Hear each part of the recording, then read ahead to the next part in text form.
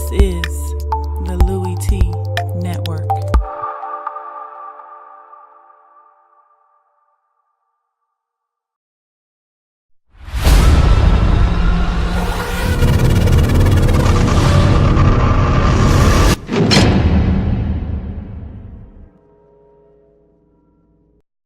Who else could it be but me, your man, Louie T? Welcome to Lockdown Coverage, week number 5 in the National Football League. Man, I'm sorry. I apologize.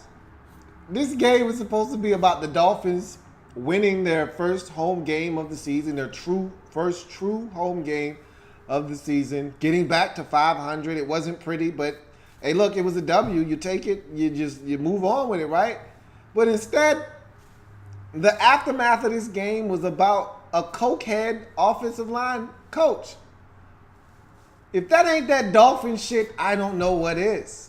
In any event, Titans, who the hell do you think you're going to beat with Matt Cassell at quarterback? That's what I want to know. Are you going to turn to Brandon Weeden? Think you're going to beat somebody with him at quarterback? I'm not going down that road again. I've been down that road again of what they should have done at backup quarterback. But in any event, this Titans team, this game is a perfect illustration. Last week's second half, but more importantly this week, because last week was a game in which you didn't expect Marcus Mariota to go down. You didn't know that Matt Cassell was going to have to come in relief. And that game had already gotten out of hand by the time he got in anyway, and so the expectations were extremely low. This is more indicative of what this Titans team is without Marcus Mariota. I've said this a number of times. Look, it's never okay to lose your starting quarterback. If he's really good, that's going to put your team in a bind.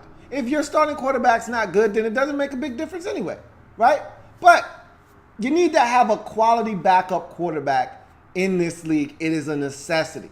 Now, when your quarterback is a large percentage of what you do offensively, it hurts when they're not in the lineup. And Marcus Mariota, for all intents and purposes, is the Tennessee Titans offense. Yeah, they run the football really well. Yeah, they've got some weapons to get the football too. But he's the straw that stirs that drink. If he's not in the lineup, the read option is dead. So now, if I'm a backside defender, there's no threat of the quarterback pulling the football out and taking off for 30-something yards, like he did against Seattle when he scored a touchdown, like he did against the Texans when he scored a touchdown. There is no threat of the play breaking down and the quarterback taking off for 8 yards on 3rd and 6 and picking up a first down and extending the drive. There's no threat of, man, I better stay glued to my receiver because if this guy rolls out of the pocket and the play breaks down, he can make something happen off schedule. That's dead. All of that is dead. Now all you got is a running game that if it's not clicking on all cylinders, you're going to struggle because your passing game is going to stink. And so basically what we found out in this game is what we already knew, but it reemphasized and hammered home the point that this Titans team stinks without Marcus Mariota. He is their entire football team offensively. Despite all the weapons that they have, you take Mariota out of this offense and they can't execute. They are incapable of putting together a product that is competitive on the football field offensively. This was a disgrace to watch. Really, both of these teams were a disgrace to watch. This was the hardest watch of the year for me. 5 weeks in, and I've watched some tough ones this year. Okay, Seattle and San Francisco was 12-9. I've watched some tough ones this year with just straight field goals. All right? This was by far the toughest watch I've had of the season. This one was Medusa. Hard to watch. This is when watching all the games goes bad. And every year you've got a couple of these stinksters in there where you're just like, do I have to? Yeah, because there are fans of the Titans and fans of the Dolphins out there. But they must know. And they saw the game. I don't have to tell them. But they must know that this was some bullshit. And you should, as fans, shouldn't even be subjected to this type of nonsense. We're going to get to this game, though. I'm going to make it as quick as possible because I don't have a lot to say for either one of these teams. I got more to say about the cokehead offensive line coach than I do about the game.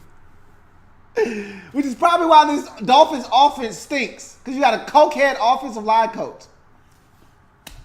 In any event, or ex-offensive line coach, he's already resigned. He needs help, first and foremost. He needs help. Like, we can sit here and laugh and make jokes. That's not funny. That man needs help. Anytime you're in a position like Chris Forrester was, where you're making good money being an NFL coach, and you still feel the need to resort to snorting coke, you've got a problem. You've got a serious problem. You need help. And I hope he gets the help that he needs. Him losing his job could send him into a deeper, darker depression in which he will fuel that depression and mask it with more cocaine. That's not a good thing. And God forbid he runs out of money, because cocaine is a hell of a drug. A wise man once told me, cocaine is a hell of a drug. It's not cheap. It's not cheap. That shit costs. And all of a sudden now, you don't have a job that's paying you X amount of thousands of dollars anymore. Hey, hopefully he's done a good job. But look, he's been buying cocaine, obviously, I don't know for how long, but he's been spending his money probably frivolously. This is not a good thing, man. I want to see this man get help. I need an ESPN E60 on Chris Forrester 6 months from now as to this man getting help and getting clean. I need that. Just for my conscience. Okay, just for my sake. Just so I can feel good knowing that this man didn't lose his job and start snorting even more coke. Didn't go Scarface on me. Start snorting mountains of coke. It's not funny. Stop laughing. Damn Dolphins and Titans. God, this was a bad game. Anyway, I don't even feel like going through the whole spiel. Let's just get to this breakdown and get the hell out of here. We start with the Dolphins, who won the game. For the second game in Week 5, a quarterback of a winning team doesn't throw for 100 yards, which is so hard to do. But in the other game, the defense was so dominant that he didn't need to throw for 100 yards. In this game, not quite the case. They actually booed the draws off of this offense and Jay Cutler, and they deserve to be booed. This was horrendous, okay? This is horrendous. As a matter of fact, all 13 points scored in the first half of this game, 10 by the Dolphins, 3 by the Titans, were all scored off of turnovers, off of fumbles. The Dolphins' 10 points came off of 2 fumbles, one by DeMarco Murray, which resulted in a field goal, the first points of the game. And the other fumble was scooped up by Rashad Jones, the fumble by Matt Cassell. That was scooped up by Rashad Jones and taken to the crib for a touchdown to give them a 10-0 lead. Looked like they were on their way to a blowout over an inferior Titans team led by Matt Cassell. But then they decided they wanted to implode and turn it over themselves. And so Jay Ajayi said, hey, let me get in on the fumble fest. He fumbles the ball. That leads to the Titans' only points in the first half. And there you got it. 3 fumbles, 13 points between the two teams in the first half. That's how they had to score their points off of turnovers. Then you get to the second half, Jay Cutler got a chance to get his team some more points. What does he decide to do? Throw a damn interception, he's just been funky.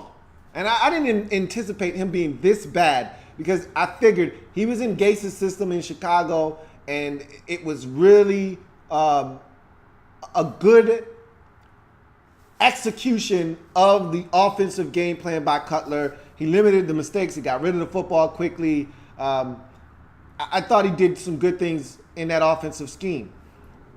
They did at some point drive the football down the field at times. They're not doing that at all with this team right now. Everything is short underneath, dink and dunk, which is why he's struggling to hit 100 yards passing. It's a mess. And they allowed the Titans to tie this thing up after a super null touchdown, knotted this thing up at 10. I'm like, are they really going to let the Titans, with Matt Cassell at quarterback, come in and steal one? Jay Cutler said, nah, we got this. They put together a drive, and look, they had to give Jay Ajayi the football 8,067,922 times in this game. They didn't have a choice because Cutler stinks. And so even though this man was averaging less than 4 yards a pop, barely 3 yards a carry at 25 carries for 77 yards, he still had to get the rock. They didn't have a choice because this offense was so bad. And Cutler finally was able to connect with Jarvis Landry for the short, about 6-yard touchdown or so to give them the lead in this game at 16-10. They missed the extra point. What's new? And they were able to hold on for dear life. And the Titans went out meekly into the afternoon, the dusk of the afternoon, as they ran out of timeout and ran out of time in this game. And that was the perfect ending to this game. No theatrics. No last-second drama, just, a completion over the middle of the field, and that's going to do it. They ran out of time. Dum-dums. In any event, the Dolphins get the win. It was ugly. There's not a lot to say. They're not a good football team right now, and they're not going to win a lot of games if they continue down this path. They are not a good football team whatsoever. Offensively, they may be one of the worst teams in the league right now. When they can't run it with Jay Ajayi, it's impossible for them to move the football. With the way that Jay Cutler and this offense is playing right now, it's impossible. And you go to the Titans side of things, there's not even a reason to talk about this team unless Marcus Mariota is playing. That's what this game says to me. If Marcus Mariota isn't playing, they can't beat many teams in this league. They may be able to beat Cleveland, maybe San Francisco, maybe the Jets. And I don't even think they can beat the Jets right now without Marcus Mariota. It's as simple as that. If you can slow down their run game without Mariota, you're going to beat the Tennessee Titans because they're a joke without Marcus Mariota. The defense tried, the defense failed. The offense tried, the offense failed. The offense isn't good without Mariota. The defense isn't good without Marcus Mariota. This team isn't good without Marcus Mariota. There's not really much more for me to say. Let's get to your comments. I don't want to spend a lot on this game. This game was horrible. I don't want to spend a lot of time on this game. I really don't. Silver V says, this was hands down the worst game of the year. If Matt Castle is your quarterback, then the Titans should have ran the Wildcat offense 90% of the time. Hey, I agree. Matt Moore should be the starting quarterback of the Miami Dolphins. He gives you a much better chance of winning than Jay Cutler. I don't even know why this is up for debate nor discussion. At this point, Matt Moore gives you the best opportunity to win. I just feel that way. Rodney Ray says, I'm a Skins fan, but living in Miami and seeing this team is horrible. Man, that's a tough watch. If you're not a Dolphins fan, why would you subject yourself to this nonsense? I wouldn't even watch this crap because it is so bad. That game in London was so bad. This game was so bad. This team right now is so bad. It's so bad. That game against the Jets was so bad. They're not a good team right now. I'm going to the next game. Thanks for the advice. I'm going to do that right now. Dolphins get the win 16-10. They get back to 500, which in itself is a farce. They shouldn't even be 500 with the way that they've played this season, but that's just what it is. They're 2-2 on the season with this 16-10 win. Tennessee, unfortunately, they're the better team here, but because their quarterback is hurt, they give away a game that they should have won, and this is the problem with Marcus Mariota. He gets hurt every goddamn year, and this team falls apart at the seams when he does, and that's the biggest problem I have with Mariota is that he is injury prone. He's going to get hurt at some point, and this team cannot survive without him, and now they're 2-3 on the season, and to me, they're probably the best team in that division, but you can't tell with performances like this without your starting quarterback in the lineup. No one feels bad for you. The Jacksonville Jaguars don't have a great quarterback. The Houston Texans have a rookie at quarterback, and they've already started 2 different guys at quarterback. The Colts have started 19 guys at quarterback, and they're starting Jacoby Brissett. No one feels bad for you, Tennessee. Get your shit together and find a way to get it done when Mariota isn't in the lineup. This is not it. Matt Cassell isn't the answer.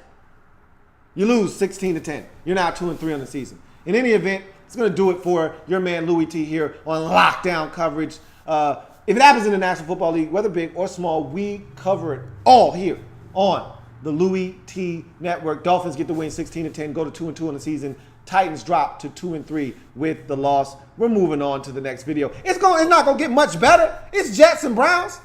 Stick around if you like.